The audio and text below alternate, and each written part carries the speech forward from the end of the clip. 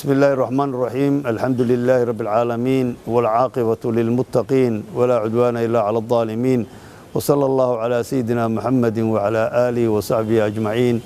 انت كدب رمضان كريم دمان مسلمين صومالي دا ميل كست أدوية كجوكتا وحين الله رمضان كريم وموضوعيني كوجهنا رمضان كعافمات كيعنتظى وتحنها أها موضوعين عاوة وموضوعي استحنا عن سو مريني عاوة وحا يعني موضوعين كوجهي هي جارهان حلقة الصونك يدتك كليها كجرن أما دتك يعني كليها سامنت أكويا لنكراي كليها سامنت أكويا لنكراي محين نقول كريسا وحين نقول كريسا وانو نري إن بوطان وصوش يعني بيها عبيتان كودا إن آد لو حجيه waxaanu soo sheegnay waliba xilliga afurka kadib ilaa iyo inta laga seexanayo laga saxuranayo taas wax badan bay ka taraysaa maaragtay wax kaste dhinaca pressure-ka soo sheegnay wax weyn ay ka taraysaa haday yaraadaan inuu pressure-ka soo dhacayo waxaan kaloo soo sheegnay muxuu ahayto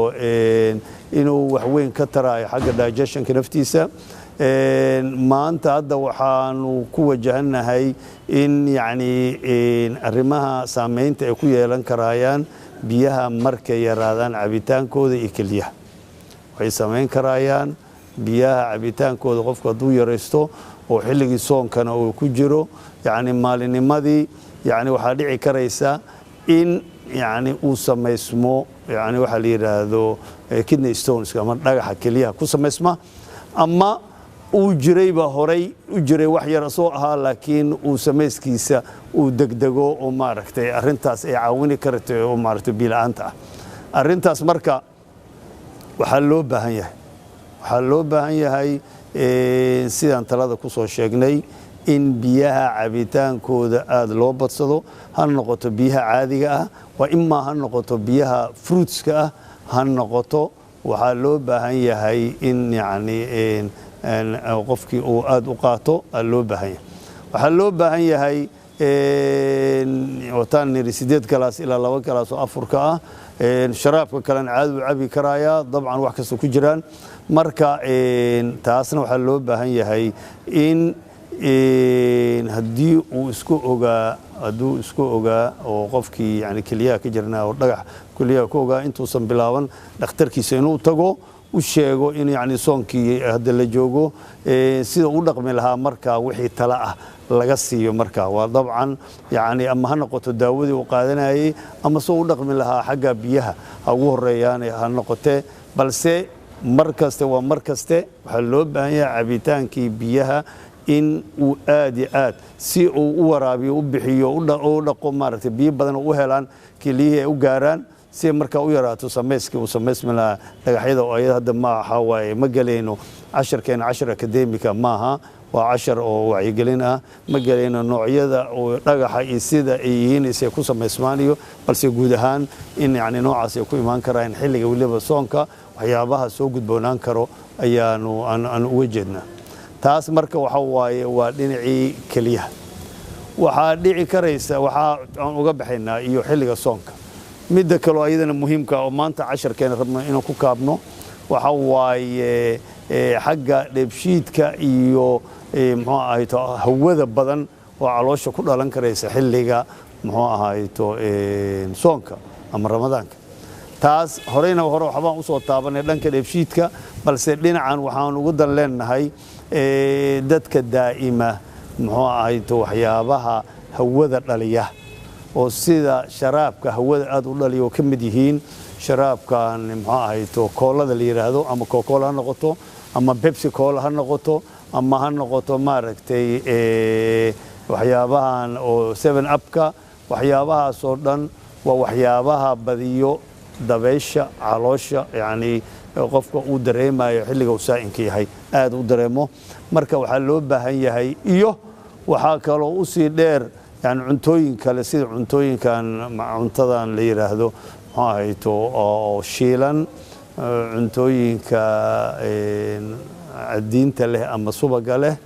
cuntooyinkan spiciga ama basbaaska leh waxaasoo dhan waxa waaye dhaqaaqii cuntada dhaqaaqii caloosha iyo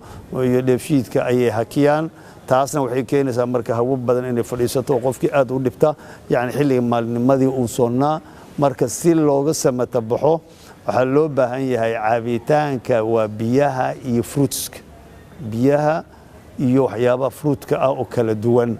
oo maaragtay oo ilaahay nagu manaystay inuu qofkii cabo meel kasta uu joogo waxaa loo baahan yahay caabitaankaas ka soko waxyaabahan kale ee dhalin karaya oo aan soo sheegno raashinka ahna inuu iska ilaaliyo waxaa kaloo keeni karaya hawadaas badan ayadoo cudurrada kale ay keeni kartaan hore u soo sheegnay inuu sameeyo waxaa la yiraahdo muxuu ahayto cunto badan uu qaato qofkii